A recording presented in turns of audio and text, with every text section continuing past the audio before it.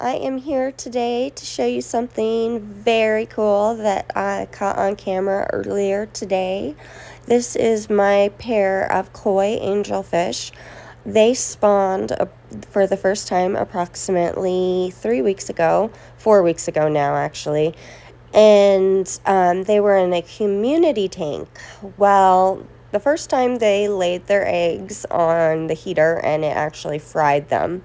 So we lost that batch. And then they were starting to show signs that they were going to spawn again. So I put a breeding cone in the community aquarium, but they just started getting very, very aggressive with their tank mates. So I went ahead and got a 35-gallon hexagon tank. Hexagon tanks are great for angelfish because they're tall, and angelfish like tall tanks. So I kind of put them in there after it was cycled and just assumed that they would spawn again, because I'd heard that angelfish, once they pair up, they will spawn up to every week. Well, week by week by week went on and nothing happened.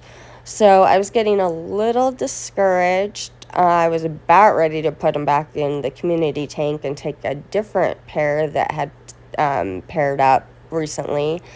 So you can see here the female's laying the eggs. So cool. Her breeding tube is very visible. I didn't understand that before. When people said that, I thought they were just kind of little nubby breeding tubes, but when they are actually ready to lay eggs, it's out and about and very obvious. And now the male is going to go ahead and fertilize the eggs. He will here in a second after she's done laying them. But now I have a decision to make. I can either leave the eggs in with the parents and they will hopefully fan them and not eat them, and I can let them hatch them themselves, or I can take them to my incubator tank. Unfortunately, my 4-year-old just threw a can of soda in it, so I have to recycle the whole thing. So at this point, I'm kind of leaning towards letting the parents try and hatch them and then moving them, although I have no idea how I would move angelfish fry once they're wigglers. I'm not sure, but I'll figure it out. So anyways, I just thought this was the coolest thing.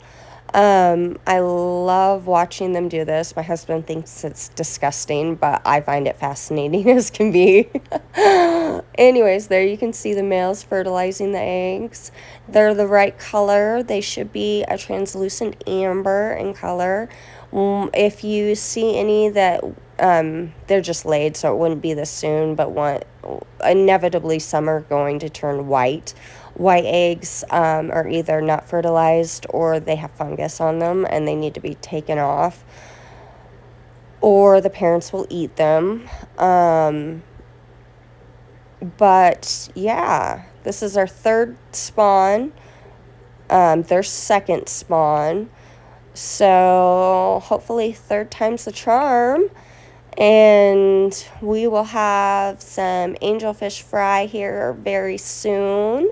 Should be about 2 to 3 days till they're in the wiggler stage.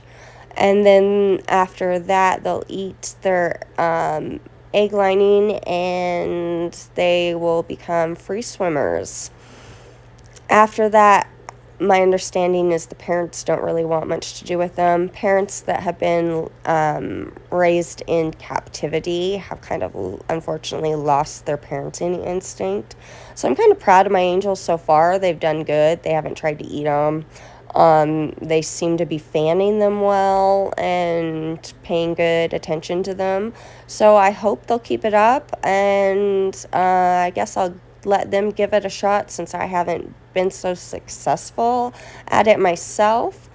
And let's just cross our fingers that in a couple of days we have some new angelfish babies.